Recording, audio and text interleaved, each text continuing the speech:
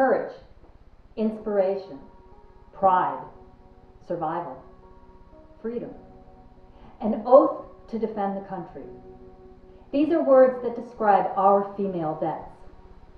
Many of these women served on the front lines in Afghanistan and in Iraq. They did the job that once was reserved only for men. These brave leaders are not just warriors, but they are also wives and mothers. Many of them put their own dreams on hold and the needs of their family to serve our country. These women are now facing a new battlefield, the home front. My name is Brenda Threet. I am a chaplain with the California State Military Reserve. The uniform that I'm wearing is the Active Combat Uniform, the ACU. On my right shoulder is the flag, the United States flag. On my left shoulder is the symbol of the California State Military Reserve, and California is over my heart. On my covering, my hat, is a symbol of a cross, indicating that I am a chaplain, and the chaplain's cross is also on my chest, including my name. My rank is in the center of my heart, and it means that we are men and women who pledge to defend our country.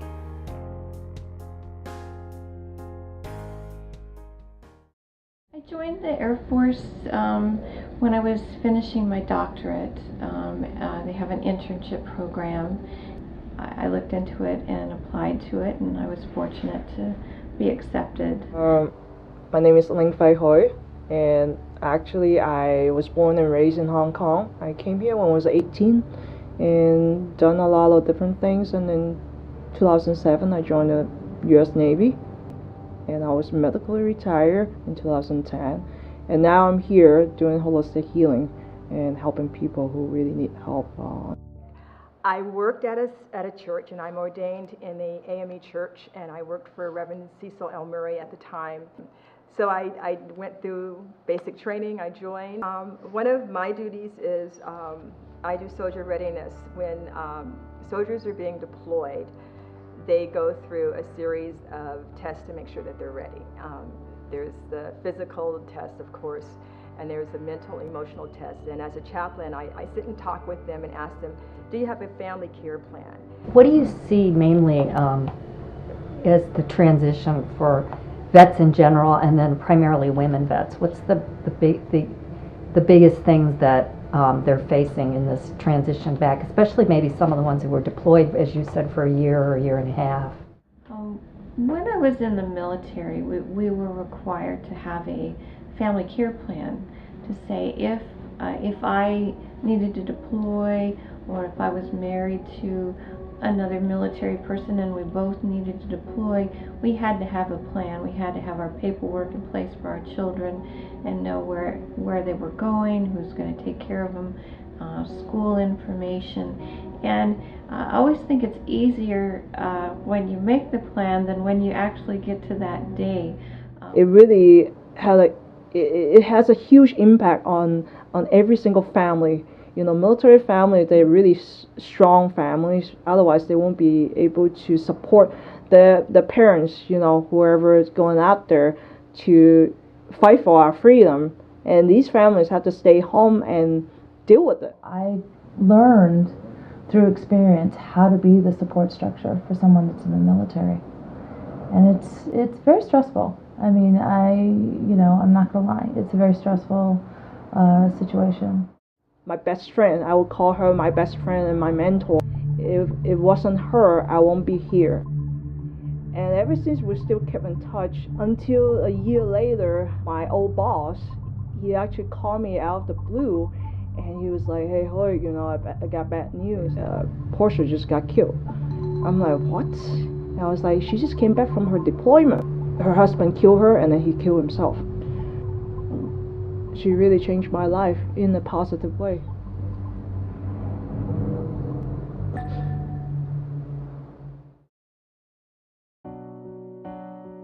Now we have females to be on a submarine and all the good stuff, be on the front line. It took forever for us to be able to go up front, to be able to say that, hey, you know what, we can do the same job as you can. And even for the job that I was doing, it's pretty much more for males.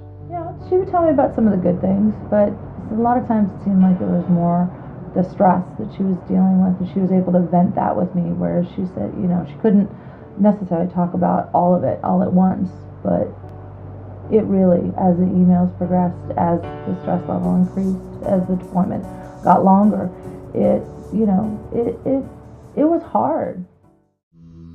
The veterans who have had a trauma during the military, if that's combat trauma or military sexual trauma or something else, that also seems to make it more difficult to transition, to get to the right residence or the right education program or a job that suits them. I guess because women still, to the whole society, even in the military, we representing the weak group.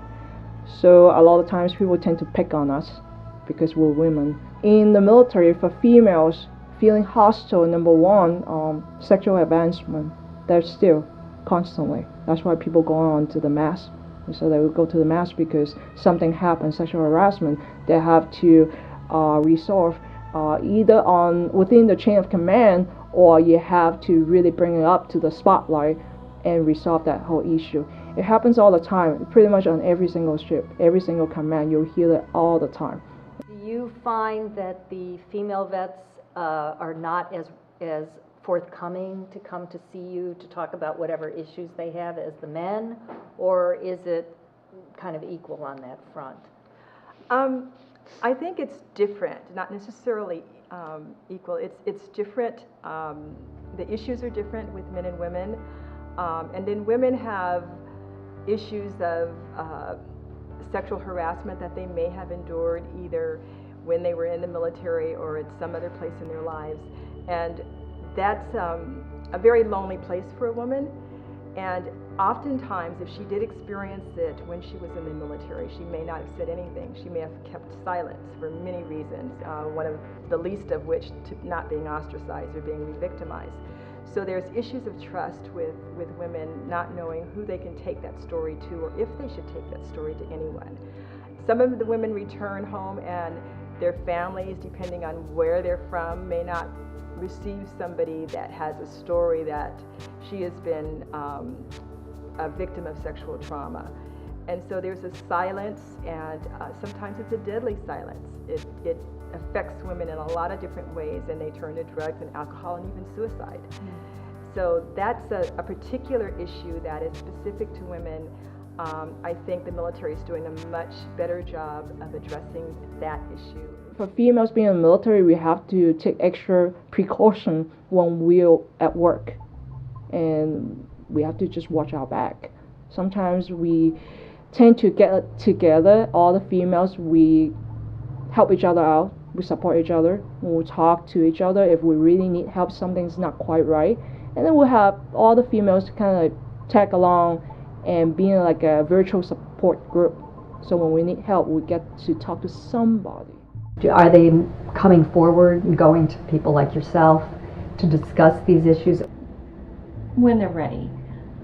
They can carry a lot of anger, not just to the perpetrator, but to the system, the military, their chain of command, the people that they thought were there to support them and believe them. It can be very troubling to not be believed, to be second guessed, and to go through a lot of questioning, their background, their actions are looked at. That is like a secondary trauma, to have the people who are supposed to be on your side not believing you, second guessing you. There can be a lot of anger to the military. It is what it is. It's getting better, but it's still hostile environments constantly. It's like a battle that we have to overcome as a female in the military. After I came back from the deployment, yeah, I was going crazy. I didn't expect that I would switch over to become like a short-tempered, such a short-fused person when I came home, and I just couldn't handle every little stuff. And I would just snap. It was a shock to see her changed so much. She went from this goofy kind of person to this very serious, very short-fused, not a happy person. And I was glad she was out of that environment. Can you tell us a little bit about, in general, what you do in your job and how people can get to you if they are looking for help? We do a lot of outreach, trying to contact vets, especially when they get out, if they're going to school or applying for benefits or just in the community. A lot of the vets appreciate talking to someone who knows what it's like to be in the military, know the good things as well as the hard things. One of the things that I think about the uniform, and especially when I'm talking to women who have gone through military sexual trauma, and they think it's my gender that caused me to be harmed. And because I'm a woman, that doesn't mean that I'm any less fearless or any less courageous or any less patriotic. I'm a warrior just like a man.